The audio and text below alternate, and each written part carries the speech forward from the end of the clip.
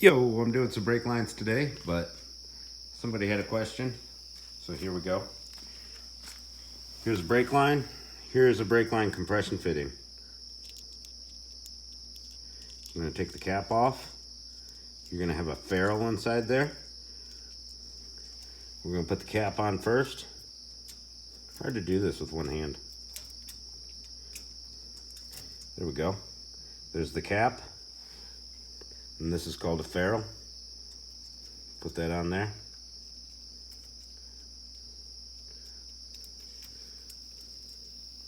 There it goes. Should be tight. Then you put your union. It's got a cap and ferrule on this side for whatever you're connecting to. You put that right over it tight. And then you screw your cap on. It has to be perfectly straight for it to thread on properly. Then you hold the centerpiece with a wrench and tighten the cap, and that'll tighten it up. It squeezes that ferrule into the line and seals into itself. And that's how you use a brake line compression fitting, like that.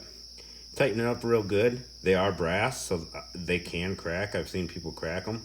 They split. So tighten them up real good.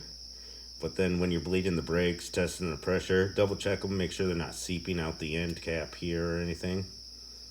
It's better to go looser than tighter because you can just keep on tightening until it doesn't leak any fluid. But after you've used them a few times, you'll get the hang of how tight they have to be to keep fluid in. That's how they work. Of course, it's always better not to use them. You're better off going like I'm replacing these, front to back, front to front, front to front. You're better off just flaring and doing it properly. In a pinch to get a line back together, that can work though.